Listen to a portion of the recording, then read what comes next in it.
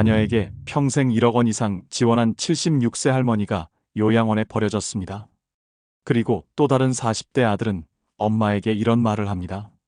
이제 엄마도 알아서 사세요. 저희도 바쁘다고요. 혹시 이런 대화가 익숙하신가요? 자식이 어려우면 무조건 도와주는 게 부모의 사랑이라고 생각하셨나요? 오늘 이 영상을 끝까지 보시면 충격적인 사실을 알게 됩니다. 무조건 도와주는 부모 밑에서 자란 자녀 중 70%가 성인이 되어서도 경제적으로 독립하지 못한다는 연구 결과가 있습니다. 더 놀라운 건 이런 자녀들이 나중에 부모를 원망하게 된다는 사실입니다. 반대로 현명하게 도움을 준 부모들의 자녀는 어떻게 될까요? 스스로 문제를 해결하는 능력을 기르고 결국 부모에게 오히려 용돈을 드리며 감사해야 합니다. 오늘 소개할 4가지 방법은 실제로 수백 명의 부모님들이 성공한 검증된 방법입니다. 자녀와의 관계도 좋아지고 여러분의 노후도 편안해지는 일석이조의 효과를 경험하실 수 있습니다. 구독과 좋아요 버튼을 눌러주시면 더 많은 가정에 도움이 됩니다. 지금 시작하겠습니다.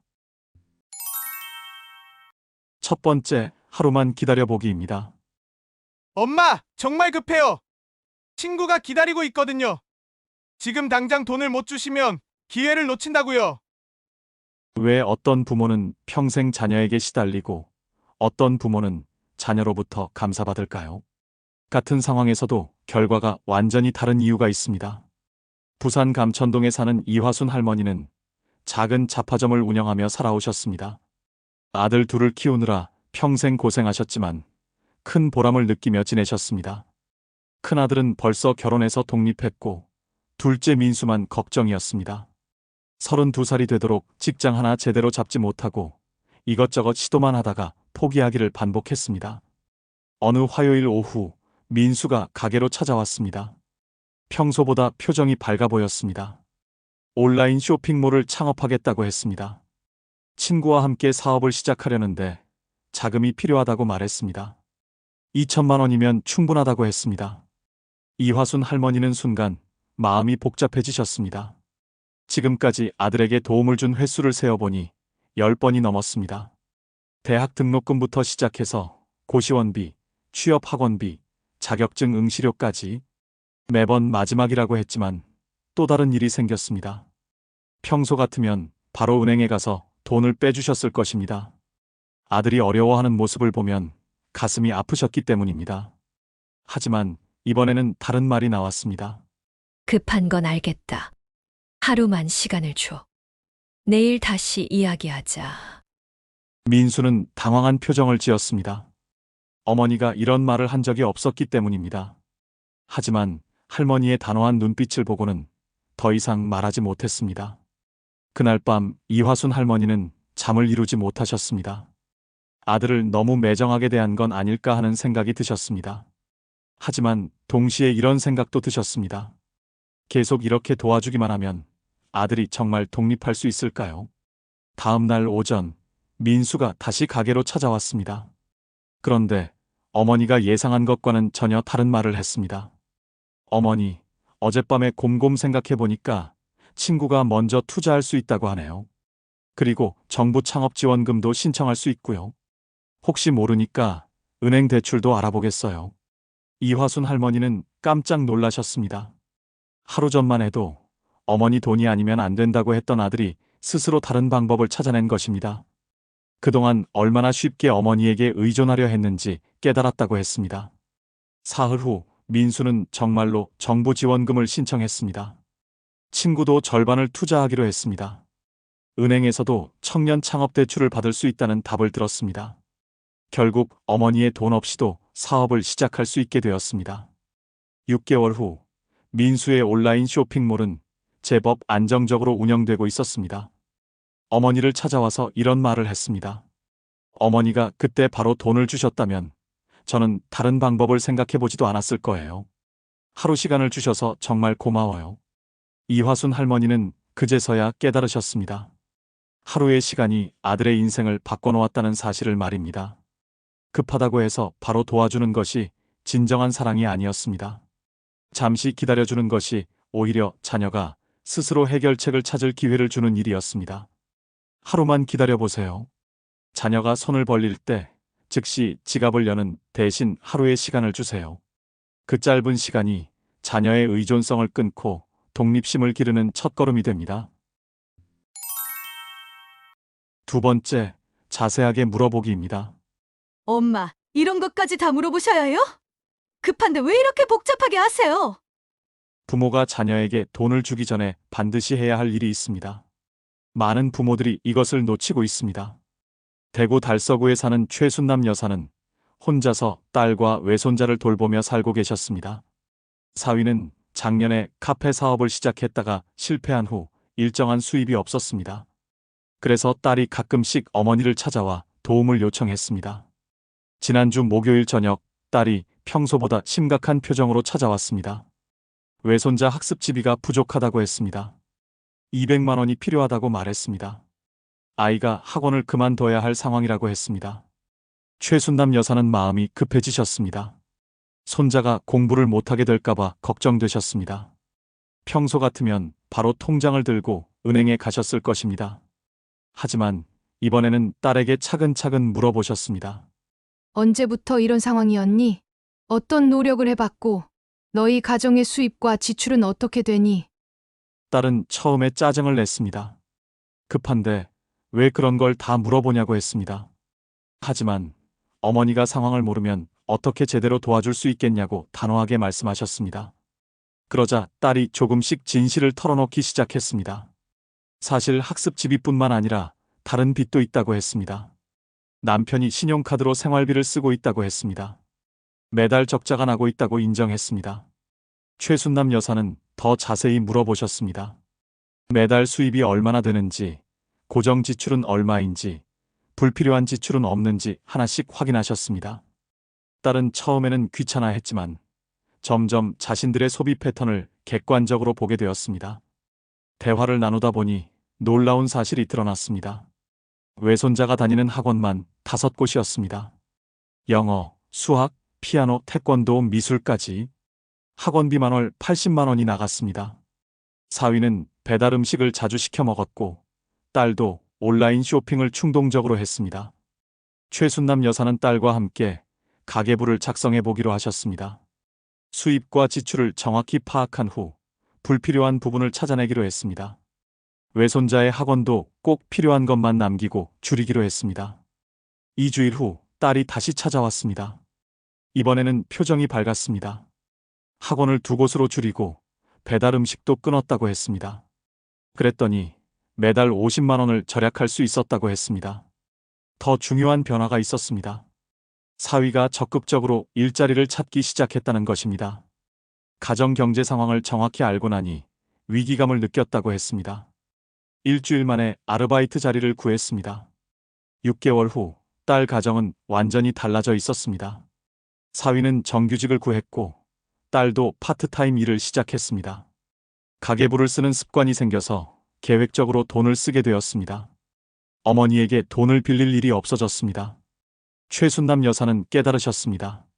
그동안 딸의 요청을 들어주기만 했다면 근본적인 문제는 해결되지 않았을 것이라는 사실을 말입니다. 자세히 물어보고 상황을 파악했기 때문에 진짜 해결책을 찾을 수 있었습니다. 자녀가 도움을 요청할 때 이유를 자세히 물어보세요. 왜 그런 상황이 생겼는지, 어떤 노력을 했는지, 앞으로는 어떻게 할 계획인지 차근차근 들어보세요. 그래야 임시방편이 아닌 근본적인 해결책을 찾을 수 있습니다. 세 번째, 약속을 정하고 빌려주기입니다. 어머니, 오늘 왜 이러세요? 그냥 빌려주시면 되는 거 아니에요? 자녀에게 돈을 빌려줄 때 가장 중요한 것이 하나 있습니다. 대부분의 부모들이 이것을 빼먹고 후회합니다. 울산 남구에 사는 전미자 할머니는 평생 작은 횟집을 운영하며 살아오셨습니다. 아들이 결혼한 후 며느리와도 좋은 관계를 유지하고 계셨습니다. 며느리는 성실하고 예의 바른 사람이었습니다. 손자도 건강하게 잘 자라고 있었습니다. 그런데 작년 겨울부터 아들 가정에 어려움이 생겼습니다. 아들이 다니던 회사가 경영난으로 직원들을 해고했기 때문입니다. 몇 달간 구직 활동을 했지만 마땅한 일자리를 찾지 못했습니다. 지난달 며느리가 시어머니를 찾아왔습니다. 남편과 상의해서 치킨집을 차리기로 했다고 말했습니다. 장소도 정하고 메뉴도 생각해뒀다고 했습니다. 창업 자금으로 1,500만 원이 필요하다고 했습니다. 전미자 할머니는 며느리의 간절한 마음을 이해하셨습니다. 손자를 위해서라도 아들 가정이 안정되기를 바라셨습니다. 다행히 그 정도 돈은 마련할 수 있었습니다. 하지만 바로 주지는 않으셨습니다. 도와줄 수는 있다. 하지만 3가지 조건이 있다. 며느리는 당황한 표정을 지었습니다. 시어머니가 조건을 다는 줄 몰랐기 때문입니다. 전미자 할머니는 차근차근 설명하셨습니다. 첫 번째, 사업 계획서를 써서 가져와라. 두 번째, 월 100만 원씩 15개월 분할 상환하기로 약속해라. 세 번째, 석 달마다 사업 현황을 보고해라. 며느리는 처음에 불평했습니다. 왜 이렇게 복잡하게 하냐고 했습니다. 가족끼리 이런 조건까지 달 필요가 있냐고 물었습니다. 하지만 전미자 할머니는 단호하게 말씀하셨습니다. 이 조건들을 지킬 수 없다면 도와줄 수 없다. 가족이기 때문에 더 정확하게 해야 한다. 며느리는 시무룩한 표정으로 돌아갔습니다. 사흘 후 남편과 함께 다시 찾아왔습니다. A4 용지 10장짜리 사업 계획서를 가져왔습니다. 시장 조사부터 메뉴 개발, 예상 수익까지 꼼꼼하게 작성되어 있었습니다. 전미자 할머니는 계획서를 자세히 읽어보셨습니다. 생각보다 구체적이고 현실적이었습니다. 아들과 며느리가 정말 열심히 준비했다는 것을 알 수 있었습니다. 그제서야 돈을 빌려주기로 하셨습니다.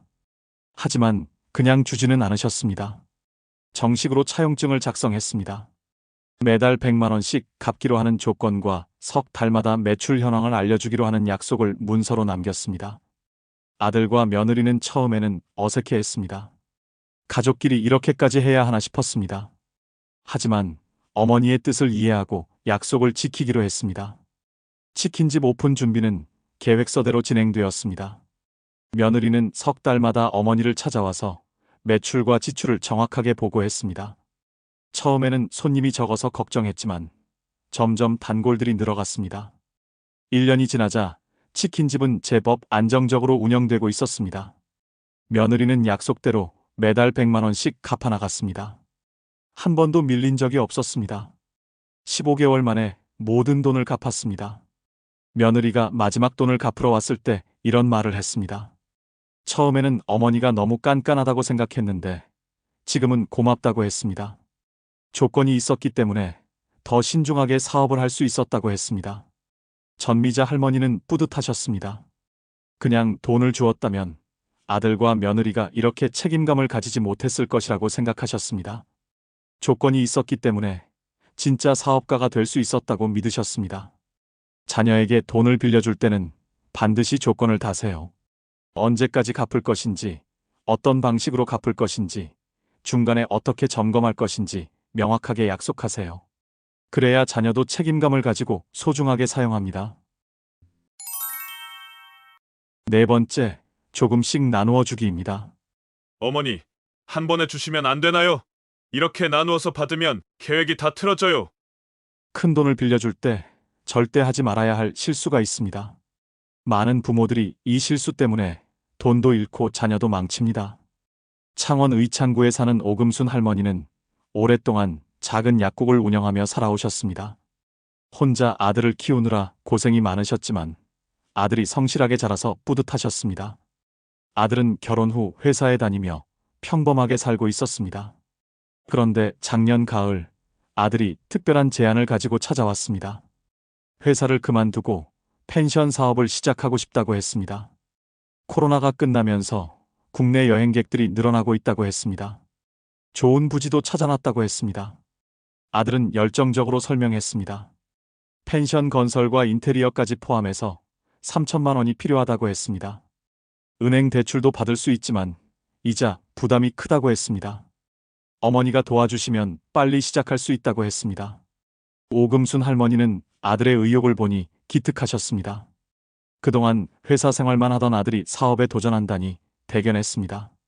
다행히 약국을 운영하며 모아둔 돈이 있었습니다. 아들을 도와주고 싶으셨습니다. 하지만 3천만 원을 한 번에 주지는 않으셨습니다. 대신 아들에게 이렇게 말씀하셨습니다. 돈은 줄 수 있다. 하지만 단계별로 나누어서 주겠다. 각 단계마다 결과를 확인한 후에 다음 돈을 주겠다. 아들은 당황했습니다. 한 번에 받아야 계획대로 진행할 수 있다고 했습니다. 하지만 어머니는 단호하셨습니다. 큰 돈일수록 신중해야 한다고 하셨습니다.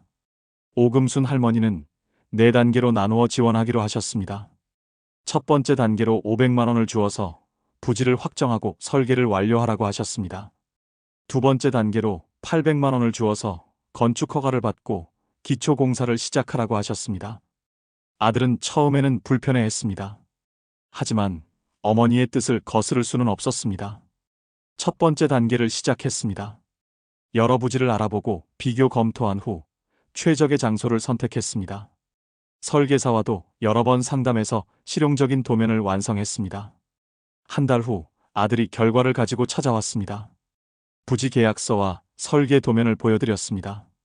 오금순 할머니는 아들이 생각보다 꼼꼼하게 준비했다는 것을 알 수 있었습니다. 두 번째 단계 돈을 주셨습니다. 아들은 건축허가 신청을 하고 신뢰할 만한 시공업체를 찾기 시작했습니다. 여러 업체의 견적을 받아보고 비교했습니다. 공사 품질과 가격을 모두 고려해서 최선의 선택을 했습니다. 세 번째 단계에서는 1,200만 원을 주어서 본격적인 건축을 시작하도록 했습니다. 아들은 매주 공사 현장을 점검하고 어머니에게 진행 상황을 보고했습니다. 문제가 생기면 즉시 상의하고 해결 방안을 찾았습니다. 마지막 4번째 단계에서는 500만 원을 주어서 인테리어와 비품 구입을 마무리하도록 했습니다. 아들은 실용성과 아름다움을 모두 고려해서 펜션을 완성했습니다. 1년 후 펜션이 문을 열었습니다. 처음에는 손님이 많지 않았지만 점점 입소문이 나면서 예약이 늘어갔습니다. 아들은 정성스럽게 손님들을 맞이했고 좋은 평가를 받았습니다. 2년이 지난 지금 펜션은 성공적으로 운영되고 있습니다. 아들이 어머니를 찾아와서 감사 인사를 했습니다. 어머니가 한 번에 돈을 주셨다면 자신은 준비 없이 무작정 시작했을 거라고 했습니다. 단계별로 받으니까 각 과정을 더 신중하게 할 수 있었다고 했습니다. 오금순 할머니는 뿌듯하셨습니다. 돈을 나누어 준 덕분에 아들이 진짜 사업가로 성장할 수 있었다고 생각하셨습니다. 급하게 모든 돈을 주었다면 이런 결과를 얻기 어려웠을 것이라고 확신하셨습니다. 자녀에게 큰 돈을 빌려줄 때는 반드시 단계별로 나누어 주세요. 각 단계마다 명확한 목표를 정하고 결과를 확인한 후에 다음 단계로 넘어가세요. 그래야 자녀가 신중하고 책임감 있게 돈을 사용합니다. 여러분, 오늘 함께 나눈 4가지 이야기를 돌아보시면 어떤 생각이 드시나요? 이화순 할머니는 하루만 기다려봤을 뿐인데 아들이 스스로 해결책을 찾았습니다. 최순남 여사는 자세히 물어봤을 뿐인데 딸 가정의 근본적인 문제가 해결되었습니다. 전미자 할머니는 약속을 정했을 뿐인데 며느리가 책임감 있는 사업가가 되었습니다. 오금순 할머니는 돈을 나누어 줬을 뿐인데 아들이 신중한 사업가로 성장했습니다. 하루만 기다려보기, 자세히 물어보기, 약속을 정하고 빌려주기, 조금씩 나누어 주기. 이 4가지 방법을 기억하세요. 처음에는 어려우실 겁니다. 자녀가 서운해하거나 화를 낼 수도 있습니다. 하지만 진정한 사랑은 당장의 편안함이 아니라 자녀가 평생 당당하게 살아갈 수 있는 힘을 길러주는 것입니다. 석 달 후 여러분은 작은 변화를 보게 될 겁니다. 1년 후에는 완전히 달라진 자녀를 만나실 겁니다. 의존적이던 자녀가 독립적으로 변해 있을 것입니다. 오늘부터 시작하세요. 자녀가 또다시 손을 벌린다면 이번에는 다르게 해보세요. 댓글로 여러분의 경험담도 들려주시고 이 영상이 도움이 되셨다면 구독과 좋아요, 그리고 주변에 어려움을 겪고 계신 부모님들께 공유해주세요. 여러분과 여러분의 자녀가 모두 행복하기를 진심으로 바랍니다. 오늘도 시청해주셔서 감사합니다.